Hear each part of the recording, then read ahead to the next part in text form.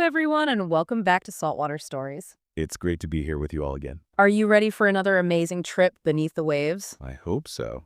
Okay, imagine you're walking along the beach, listening to the waves crash, maybe finding some cool shells. Uh-huh. A perfect day at the seaside. And then you see it, a flat white disc, maybe with a pretty star pattern on it. Yes, I know exactly what you mean. Looks a bit like a coin, doesn't it? It really does. Some old stories even called them mermaid money. Or coins lost from the city of Atlantis.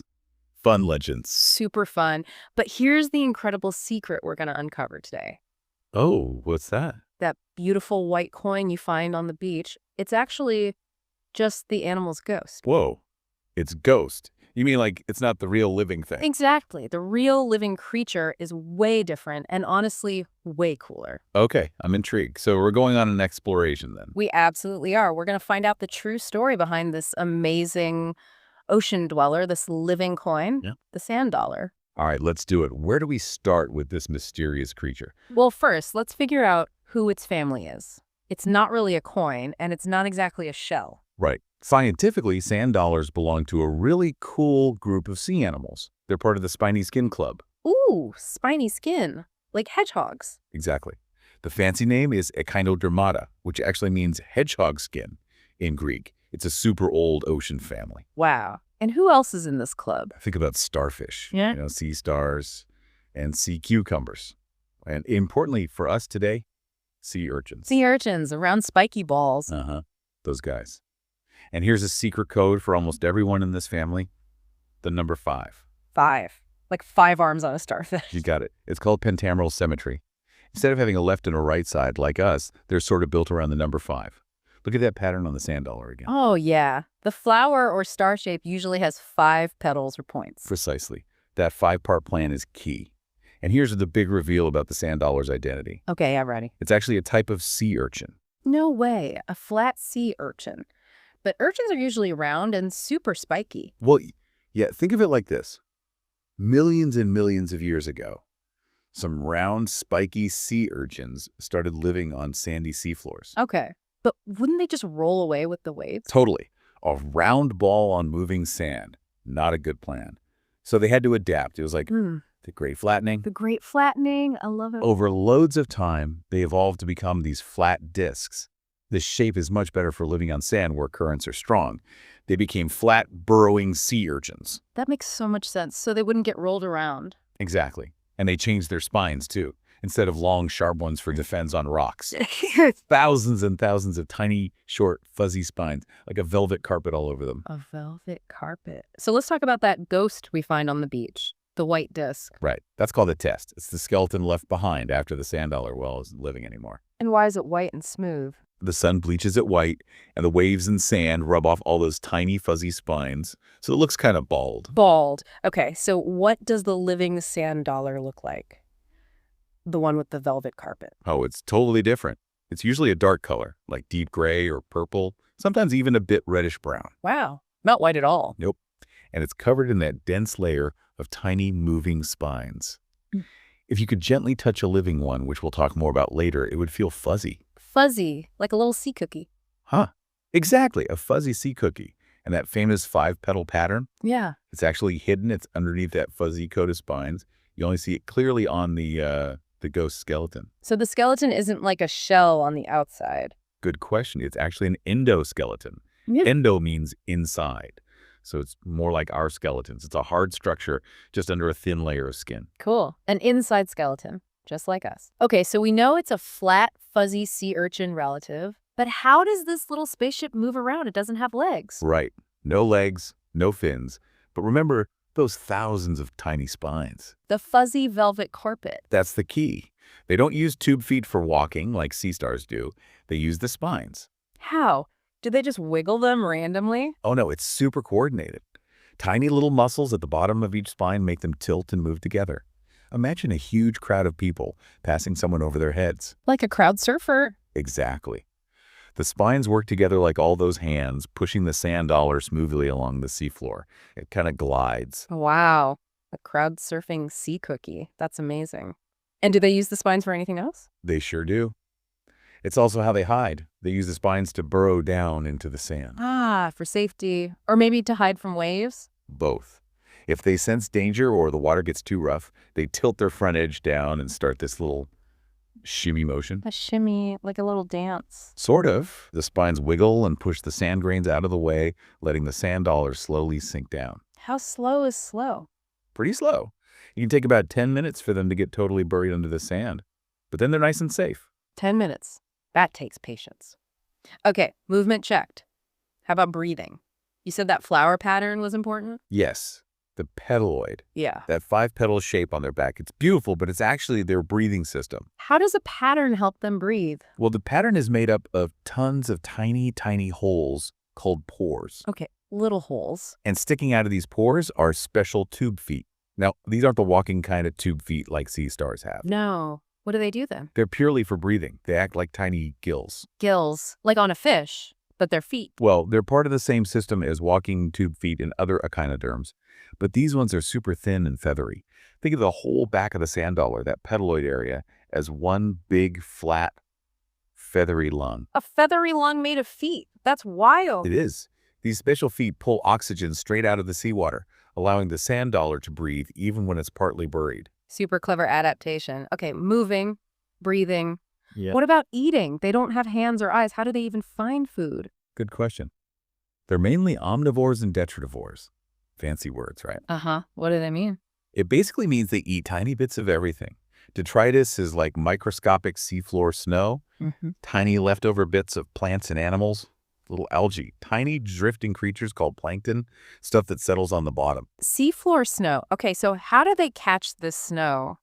With a net. Sort of. They make their own net out of slime. Slime! Ew! Well, it works.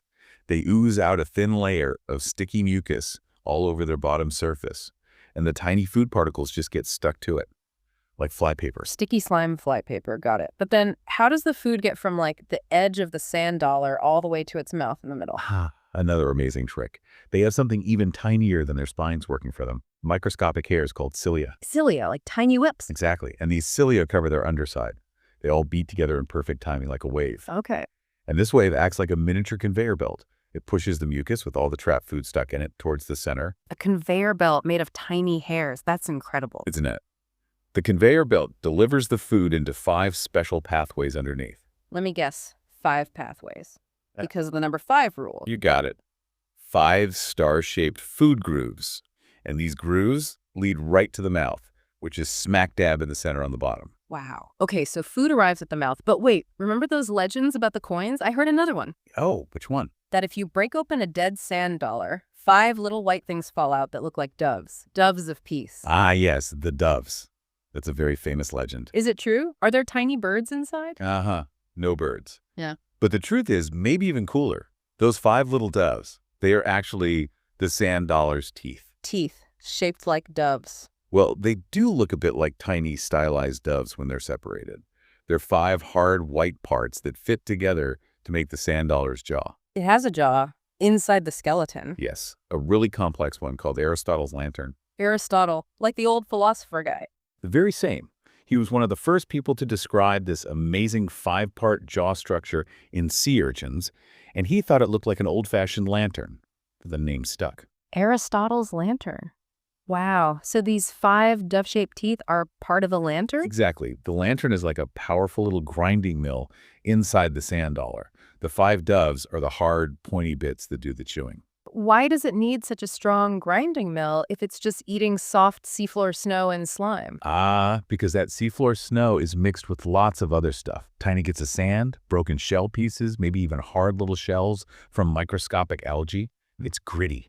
Oh, okay. So it needs to grind it all up. Precisely. Aristotle's lantern, with its 5 teeth, chews and grinds all that gritty food, breaking down the edible bits and separating out the sand. That makes sense. Is it a fast eater? Nope. A sand dollar is a very patient eater. It can chew on a single mouthful for up to 15 minutes before swallowing. 15 minutes. Wow. And it gets even slower.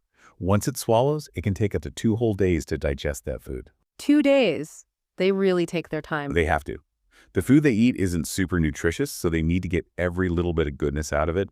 Slow and steady wins the race for them. Amazing. Okay, so we know how the adult moves, breathes, and eats. What about baby sand dollars? Do they start out flat and fuzzy? Not at all. Their life story has a really bizarre beginning. It starts with the adults getting together. Like a sand dollar party. Kind of. They gather in huge groups called beds. Sometimes there can be hundreds, maybe even over 600 sand dollars packed into just one square yard of seafloor. Whoa, super crowded. Why so close together? It's crucial for making babies. They do something called broadcast spawning. Broadcast spawning, what's that? It means the females release their eggs, tiny red dots, and the males release their sperm like white clouds right into the water all at the same time. Out into the ocean. But won't they get lost? That's why they need to be so crowded. If they all release their eggs and sperm close together, there's a much better chance they'll mix and fertilize to actually make babies. Okay, safety in numbers. So an egg gets fertilized. What happens next? Does a tiny sand dollar pop out? Nope.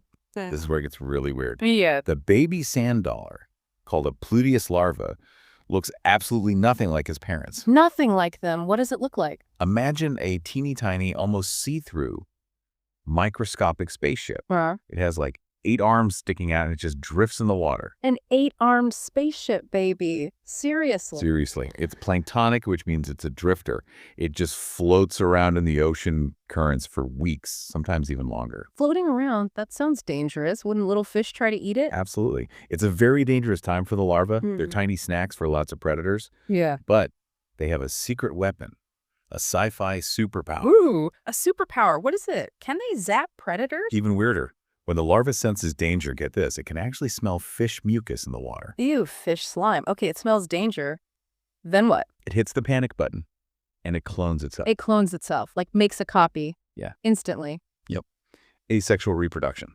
It splits into 2 identical but smaller larvae. Whoa. Why would it do that? Wouldn't 2 be easier to catch than 1? But they become smaller. Think about it. If a little fish is looking for a snack of a certain size, and suddenly that snack splits into 2 tinier snacks. They might be too small for the fish to see or bother with. Exactly. It's like trading a dollar for 2 dimes. The dimes are harder to spot. It increases the chance that at least one of the clones will survive. That is seriously one of the coolest superpowers I've ever heard of. Cloning to escape danger. It's pretty amazing evolution at work. Okay, so after floating and maybe cloning for a few weeks, the surviving spaceship larvae need to find a place to live. They can't just drift forever, right? They need to land on the sand. Right, but the ocean floor is huge. How does a tiny drifting spaceship know where the safe, sandy neighborhoods are? Can they see the adult sand dollar beds? Nope, they're too small and probably can't see that well. They use their sense of smell again. Or, well, chemical sensing. Like the fish mucus. Kind of, but this time they're searching for a good smell.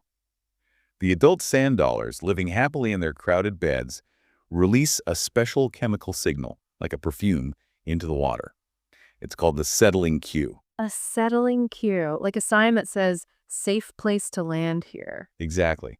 Only the crowded beds of adults release this signal. When the larva detects it, it knows, aha, this is a good spot with other sand dollars nearby. And then it settles down onto the sand and starts to change. It finally turns into a tiny sand dollar. It begins the transformation, yeah. But there's one more problem for the brand new tiny sand dollar. Oh no, what now? It's super, super light. Even small waves or currents could just wash it away before it gets big enough. So how does it stay put? Does it have little anchors? It makes its own anchors by eating sand. Eating sand on purpose? Yep. The little juvenile sand dollar intentionally swallows grains of sand, the heaviest ones it can find, and keeps them inside its body. Why would it do that? To weigh itself down. It's like putting on a little weight belt so that it doesn't get swept away. A sand-filled weight belt. That's hilarious and brilliant. Isn't it? They keep doing this until they grow bigger and heavier naturally, and their skeleton, the test, gets thicker. Wow. They really have a challenging start to life. Floating, cloning, smelling for home, eating sand. They really do.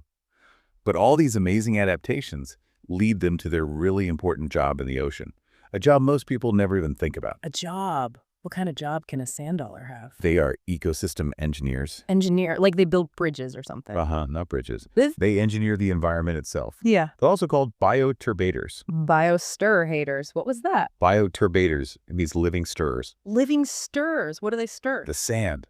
Think about those huge beds with hundreds of sand dollars all moving around and burrowing down. Yeah. They must shift a lot of sand. They do. And that constant stirring is super important. You know how garden earthworms are good for the soil? Yeah, they wiggle around and mix it up. Well, sand dollars are like the earthworms of the sea for the sandy bottom. Cool. So how does stirring the sand help? It does something vital called aeration. It mixes oxygen from the water down into the sand. Oxygen. Does sand need to breathe? The sand itself doesn't, but all the tiny little creatures living in the sand do. Deep down in tightly packed sand, there's often no oxygen. It gets used up. Oh, right. So it's hard for things to live down there. Exactly. But when the sand dollars burrow and stir, they bring oxygen down with them. This makes the deeper sand breathable. So they make it a healthy place for other tiny animals? Billions of them. Little worms, tiny shrimp-like things, bacteria, all sorts of microscopic life that forms the base of the food web depend on the sand dollars keeping the sand oxygenated. They literally engineer a healthy habitat. Wow, I had no idea they were so important. Just by shuffling around in the sand. It's amazing how these quiet little animals working together can have such a huge impact. So they have ways to survive the currents, like burrowing. Right. They're pretty clever. In calm water, they might even stand up on their edges. Stand up? Why? To catch more food drifting by in the current, they act like a little net doing suspension feeding. Okay. And then in rough water? They lie flat and burrow down, acting like an anchor. Staying safe is more important than eating when the waves get strong. Smart. But are there bigger dangers for them now? Things even burrowing can't fix? Sadly, yes. There are two big threats, mostly caused by humans, that are really tough for sand dollars. Oh no. What are they? The first one is invisible. It's called ocean acidification. Sometimes people call it climate change's evil twin. Ocean acidification? Does that mean the ocean is turning into acid? Not exactly like battery acid, Okay. but when we burn things like gas in cars or coal for electricity, it releases a gas called carbon dioxide, CO2, into the air. Yeah, I've heard of CO2. Well, the ocean absorbs a lot of that CO2 from the air, which sounds good, but when CO2 mixes with seawater, it makes the water slightly more acidic. Just a little bit, but it makes a big difference. Like adding lemon juice to water. Kind of like that, yeah. And the problem is, sand dollars build their skeletons, their tests, out of a mineral called calcium carbonate. Okay. Making calcium carbonate is much, much harder for sea creatures when the water is more acidic. It's like trying to build a house when someone keeps stealing your bricks. Oh. So the acid makes it hard for them to build their skeleton. Exactly. They have to use way more energy to build their tests.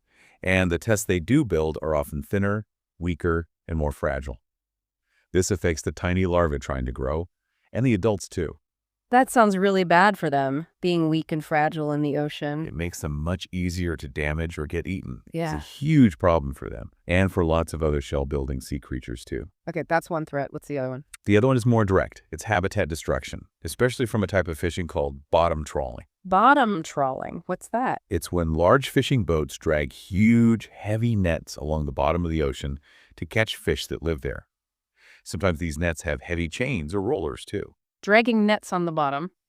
But that's where the sand dollars live. Precisely. Imagine a giant rake scraping across a garden bed.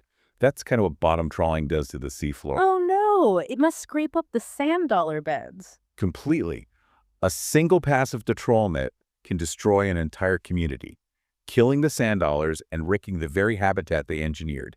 It ruins the aeration, everything. That's terrible. So their homes are being dissolved by acid and scraped away by nets? Those are the two biggest dangers they face from us, yeah. It's tough being a sand dollar right now. This makes me think about finding them on the beach again. We need to be careful, right? Absolutely. We can all be ocean heroes just by knowing what to do, or more importantly, what not to do when we see a sand dollar. Okay, what's the number one rule? The golden rule is, if a sand dollar is alive, leave it in the ocean.